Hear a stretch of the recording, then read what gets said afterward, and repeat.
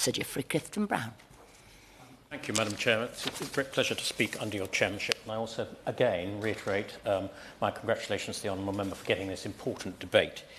I have campaigned for medical markers for at least 10 years, long before the technology, which now exists, to do them digitally, which of course makes the whole thing far easier than it would have done if they'd had to put them on manually. In those early days, a few put them on manually, but now with digital technology, there is really no reason why the government couldn't have an agreement with the BMA that all GPs and some other health professionals should put them on digitally.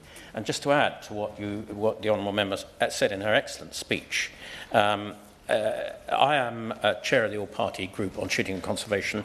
Just to be absolutely clear where I'm coming from, I also am a shotgun and firearms certificate holder for over 50 years. I've been campaigning with the BSE on the issue of medical markers for many years and have written articles and delivered speeches on this subject, so it's not a new one for me. I fully support a really strict licensing system that works effectively for everyone. The police, firearms and shotgun certificate holders, and most importantly, the wider public, our constituency, because it's in no one's interest that we should have any of these tragic incidents that the Honourable Lady has so powerfully alluded to. If we had a proper firearms certificate system with the medical markers on, clearly, as the Honourable Lady has demonstrated, some of these tragedies could possibly have been avoided, and I would wholly support her in that. This terrible incident at Epsom College, as to why she's called this debate, highlights exactly why we need this robust system of medical markers. And just to explain a little bit more, Madam Chairman, how it works, the current two-stage system does make this possible, and it doesn't add any financial burdens to the GP, because all the burden the GP does is when a patient comes into for a consultation with the GP, the medical marker automatically flags up on his or her screen. Mr. X, Mrs. X has a firearm, has a shotgun certificate.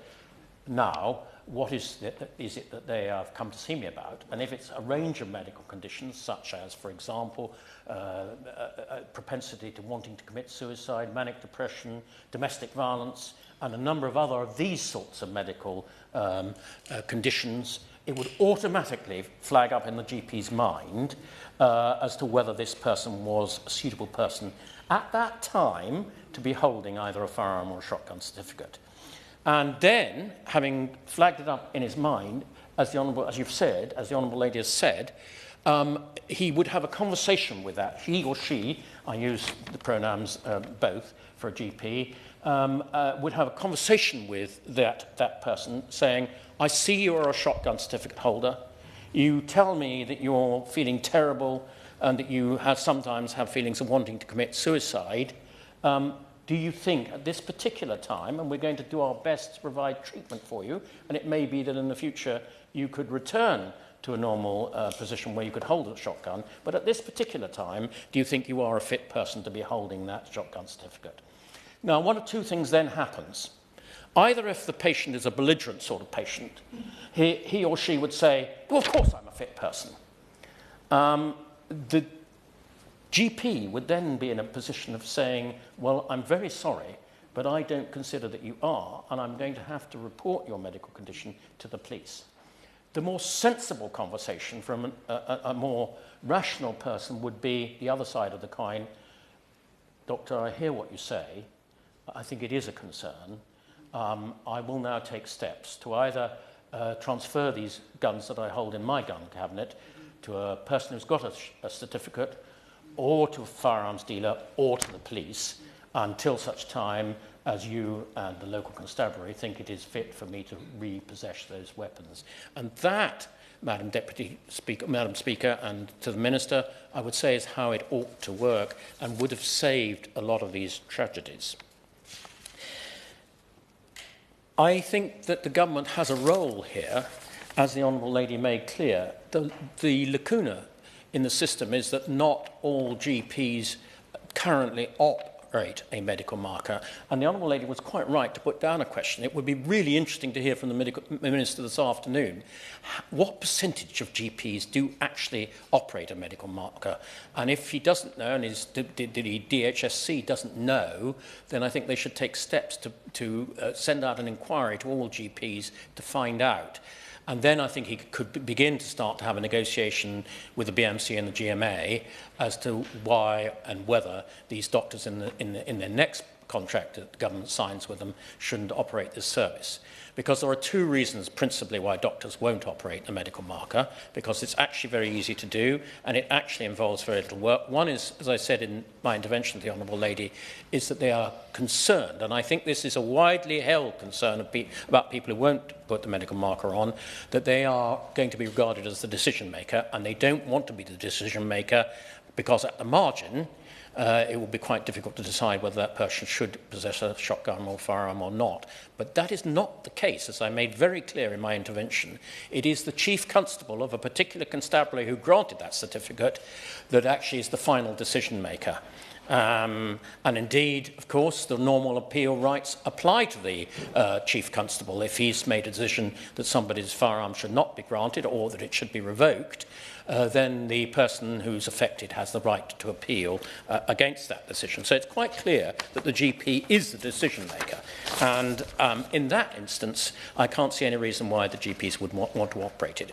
Can I just make the second point? The second reason why GPs don't want to operate it. Of course, they're very busy people, they're overworked, so it is another thing they've got to do. But if they're going to do it for firearms license, for driving licenses, HGV licenses, there are a number of other categories. I can't see why they wouldn't do it in the public interest for firearms.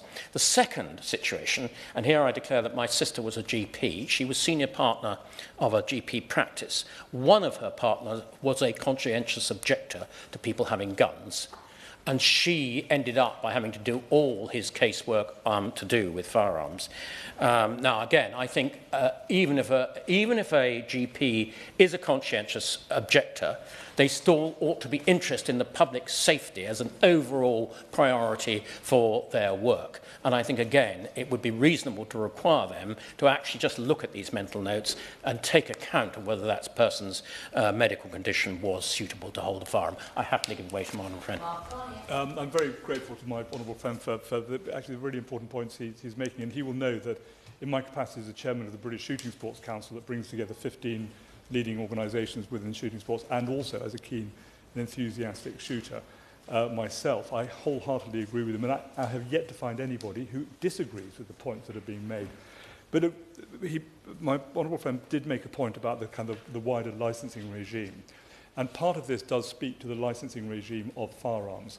And one of the interesting carryovers from this, I also have a pilot's licence, and there are issues with regarding the pilot's licensing, particularly commercial pilot's licensing regime, where medical fitness to fly, including mental health, is part of that ability to fly. So there are examples out there of how this can be done if you get the licensing regime right and the buy-in of the GPs. I'm extremely grateful to my honourable friend for that intervention. I was coming on to the wider firearms licensing regime. BASC thinks there are about 500,000 shotgun certificate holders and about 150,000 firearm certificate holders. So this is a large job for all the 43 forces to undertake, and it's a costly job.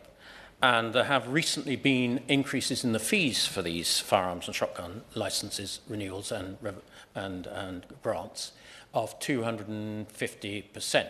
So actually now they are, I understand, and I'm chairman of the Public Accounts Committee, I understand that the system is largely self-financing at the moment, and I would make one plea to the Minister. This big increase, 250%, came as a great shock, particularly to some of firearm and shotgun holders of modest means. That when the PAC did their hearing on recovering of fees and charges, that it's much better to gradually update them each year rather than leave them, as this has happened in this time, I think, for 12 years with no update, and that's why we've had to have this very large increase. So an update every year, I think, would be appreciated. In this very large, and it's a large task to license 650-odd holders of firearms and shotguns, There is an opportunity here, I think, with the announcement of the white paper this week on we're going to reform our police forces. And I think this is something that one would need to think carefully about. But I think there is a case for considering more centralisation of shotgun and firearm certificates. And with this centralisation of the police, that would be an opportunity to consider that. And I think it would relieve the local police, who often struggle to have... Yeah, can I just make this point? And I happily give way to my fellow member of the Public Accounts. The local police often struggle to have well-trained people in their firearms department. It is quite an onerous task. You've got to know a lot about guns to be able to work out whether this is the gun on the certificate or whether it isn't. And a number of other questions. And so I think actually centralising the processing part of firearms and shotgun licences could make a lot of sense. There would still need to be a local inspection regime. I've recently had the local firearms officer, because I've just renewed my certificates. She came round, she talked to me at some length, I think, to make sure that I was a sane person with no obvious mental problems. But equally, she looked at the guns and jolly well thoroughly checked that the guns that I said I had on my certificate were the guns that were in my cabinet. She looked at the cabinet, she looked at the amount of ammunition I'd got, she questioned me on how much I'd used, she questioned me where I'd used it. This was in the case of firearms regime, which is a different subject. We want to move, well, the government's consulting on moving the regime from for shotguns to firearms, which I think there are a considerable number of problems with and needs to be very carefully considered. I happily give way to my fellow member of the Public Accounts Committee. Thank you, darling Chairman of the Public Accounts Committee. As the Vice Chair of the CLA Rural Powerhouse, APPG, I fully support the idea of having a centralised licensing system. And it's interesting that the Chair of the CLA Rural Powerhouse Committee is also a Liberal Democrat MP like myself. So I'm pretty confident that it's such a sensible and practical idea and would prevent the awful sort of deaths that we had in Plymouth a few years ago. It is a very good idea, and you obviously agree with me, but thank you for raising it. Well, I'm very grateful to the support I've got from my fellow committee members, and she's dead right. Of course, it is a sensible idea, and it is one that the Minister and the Government should seriously consider. The final thing I would say is that in this complex process with a very large number of shotgun and firearm certificates, it could be considerably, and the best forces do this already, made more efficient by proper IT. The problem is the best forces have the IT and they do it really efficiently. And this is what's in the whole discussion of fee increases. We wanted to make sure the fee increases were based on the best performance, not the worst.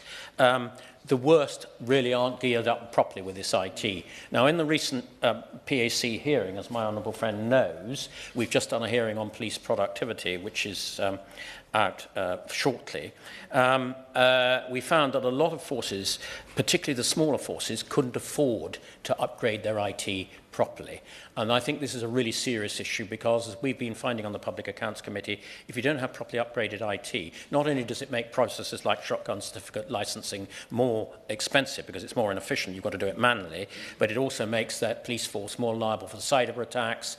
It can't then operate the proper big learning systems, AI and so on, if you haven't got proper systems to operate it on. So all in all, I think that this is a really sensible proposal. We know that the number of homicides by licensed shotguns and firearms is very low in this country. Nevertheless, every death, every wounded person is one too many. It's a tragedy for that person. It's a tragedy for their family. And I do think it is incumbent on the government to really take this proposal seriously. And I, again, congratulate the Honourable Lady for bringing it before the House.